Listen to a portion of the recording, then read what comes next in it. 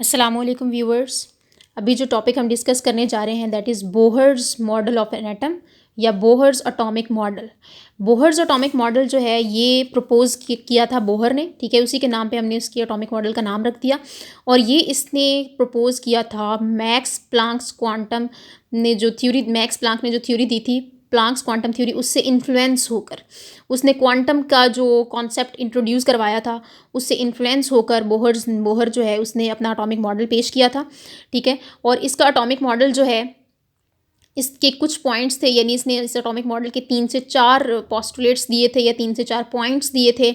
और वो सारे के सारे जो हैं वो क्वांटम ऑफ रेडिएशन या क्वांटाइज्ड रेडियाई से रिलेटेड हैं, क्वांटाइज्ड ऑर्बिट से रिलेटेड हैं, ठीक है। सबसे पहला जो इसने पॉइंट हमें दिया था, सबसे पहला पोस्टुलेट, इसने कहा कि electron revolves around the nucleus only in fixed orbits. और वो जो फिक्स्ड ऑर्बिट्स हैं दैट कंटेन फिक्स्ड एनर्जी और fixed quantum number, fixed energy या फिक्स्ड क्वांटम नंबर रखते हैं। यानी फर्स्ट इसका पोस्टुलेट था, उसने कहा electron revolve around the nucleus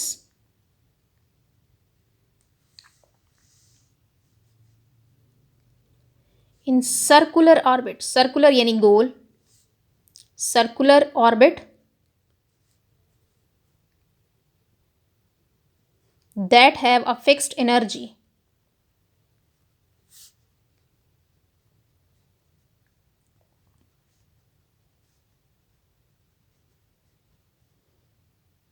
and a specific quantum number is assigned to it.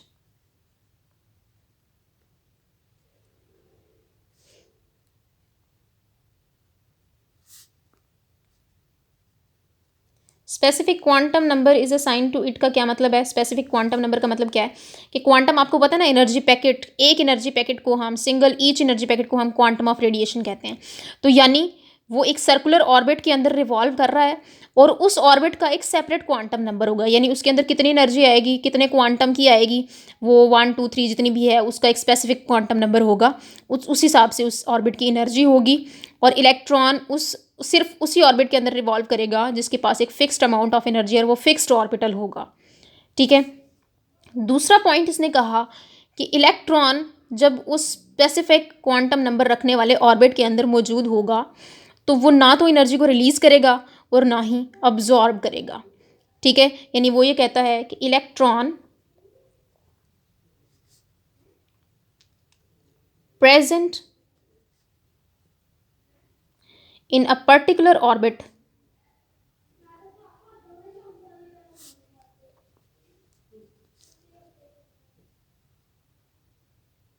neither emits nor absorbs energy.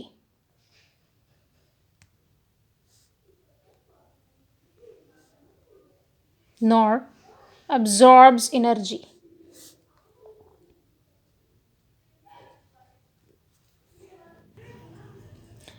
While remaining या while moving in a fixed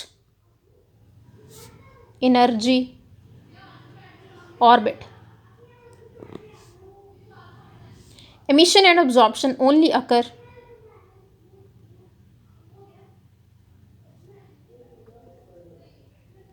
सिर्फ उस केस में होगी, only occur when electron jumps from one orbit to another,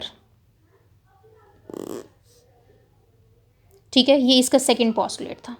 third postulate उसने कहा कि जब electron jump करता है एक ऑर्बिट से दूसरे ऑर्बिट की तरफ तो उसके अंदर जो एनर्जी चेंज आता है वो क्या चीज़ है?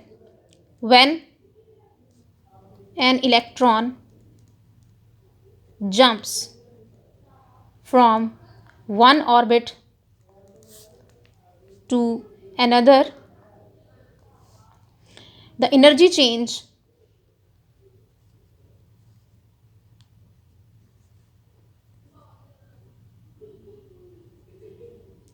is according to Planck's theory, Planck's quantum theory, वो क्या है, डेल्टा ई जो एनर्जी चेंज आएगा एक एनर्जी लेवल से दूसरे एनर्जी लेवल पर जब वो जंप करेगा तो वो इक्वल होगा एच न्यू के। प्लैंक्स क्वांटम थ्योरी में आपने ये रिलेशन पढ़ा है कि delta E is equal to H nu, ठीक है। अब यहाँ पर डेल्टा ई जो है ये क्या है, एनर्जी डिफरेंस, क्या है ये, एनर्जी डिफरेंस है, ठीक है। ई टू जो है एनर्जी ऑफ सेकेंड ऑर्बिट कह लें या सेकेंड लेवल की, और ई वन जो है वो है energy of first level, first level कह सकते हैं, यानी जिसमें उसने जंप किया वो। एच क्या है, प्लैंक्स कांस्टेंट, ठीक है, और न्यू क्या है, फ्रीक्वेंसी ऑफ रेडिएशन,